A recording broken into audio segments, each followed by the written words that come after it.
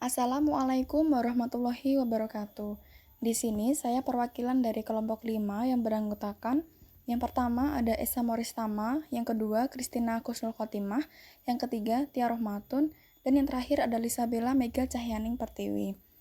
Di sini kami akan menjelaskan mengenai uji independen sampel t-test.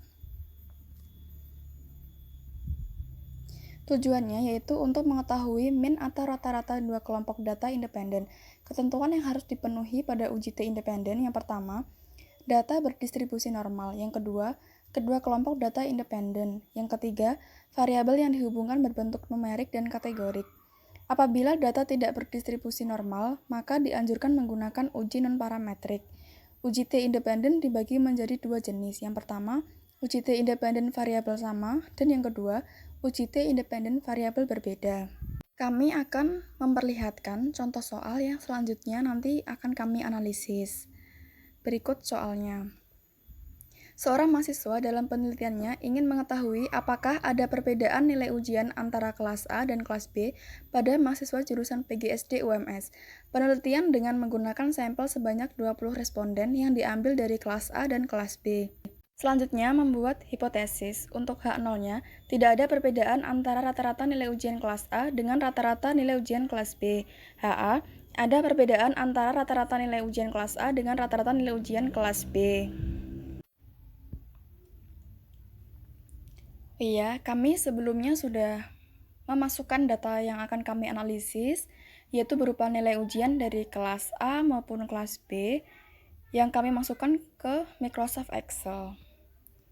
Supaya nanti gampang, tinggal kami copy nilainya, kita tempelkan pada aplikasi SPSS. Di sini jumlah responden ada 20, yaitu dari kelas A 10 dan kelas B 10 responden. Selanjutnya kita akan membuka aplikasi SPSS. Kita buka aplikasi SPSS. Ya, tampilan ini merupakan tampilan dari variable view. Ya, pada tampilan variable view ini nantinya kami akan memasukkan variabel-variabel yang nantinya kami akan analisis.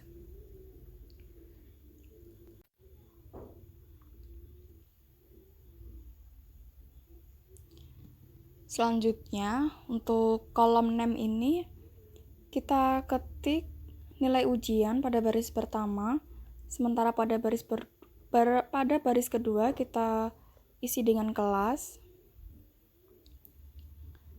Untuk desimal kita ganti dengan 0 semua dari nilai ujian dan kelas.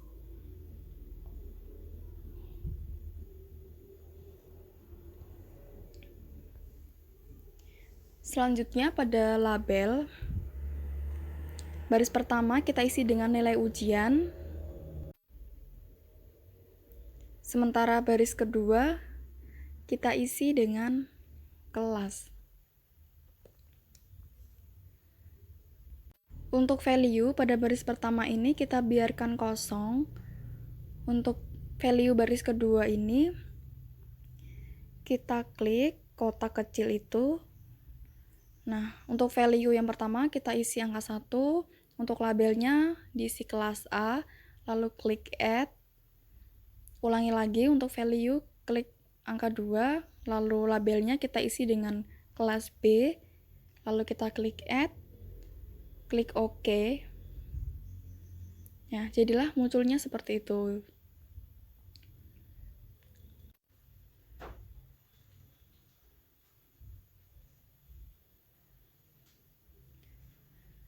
Selanjutnya untuk kolom measure ini, untuk nilai ujian, kita klik scale. Untuk kelas, kita masukkan skala nominal.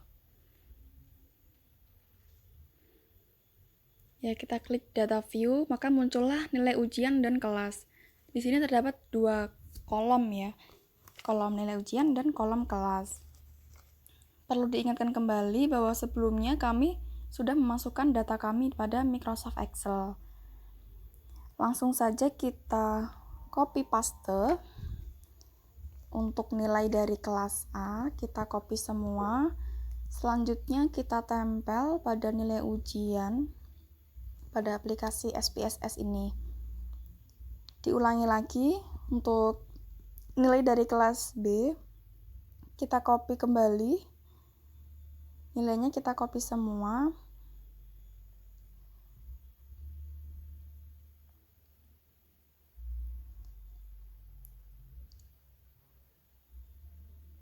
Lalu ditempel pada nilai ujian pada aplikasi SPSS.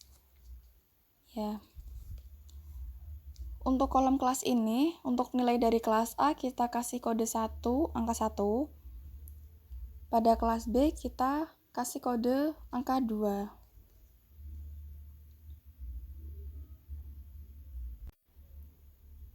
Setelah semua selesai, fokus pada toolbar itu ada tulisan analisis. Kita klik,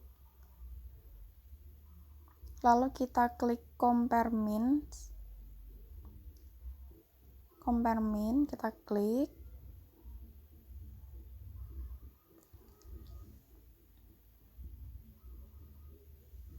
Lalu klik independent sample t-test.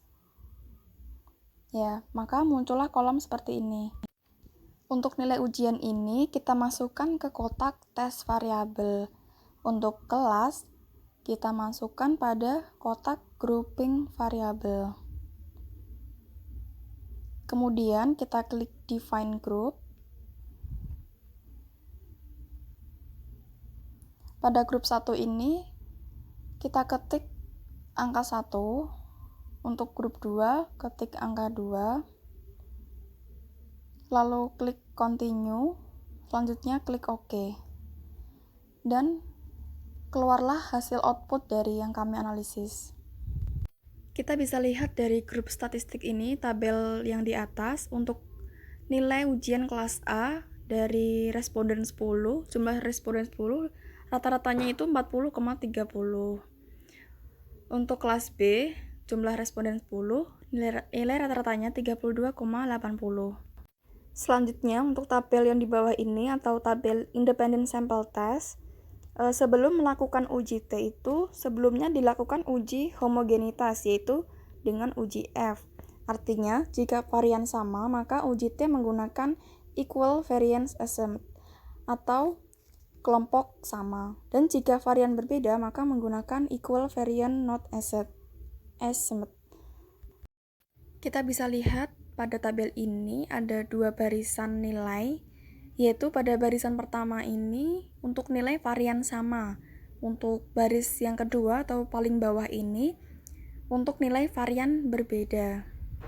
Nah, tentunya untuk melakukan uji F ini ada langkah-langkahnya. Jadi yang pertama kita harus menentukan hipotesis. Untuk H0 di sini kedua varian adalah sama. Untuk H-nya kedua varian adalah berbeda. Untuk kriteria pengujian berdasarkan probabilitas atau signifikansi bahwa H0 diterima jika p-value lebih dari 0,05 dan H0 ditolak jika p-value kurang dari 0,05. Ya, setelah kita ingat-ingat untuk kriterianya, selanjutnya kita bandingkan dengan hasil tabel tadi. Ya, kita bandingkan antara nilai signifikansi dengan nilai p-value. Bisa dilihat pada tabel ini bahwa nilai signifikansi yaitu 0,613. Lebih besar dari 0,05, maka H0 diterima. Sesuai dengan kriteria tadi, bila H0 diterima jika p-value lebih dari 0,05. Yang artinya dalam uji T ini menggunakan equal variance estimate, atau diasumsikan kedua varian adalah sama.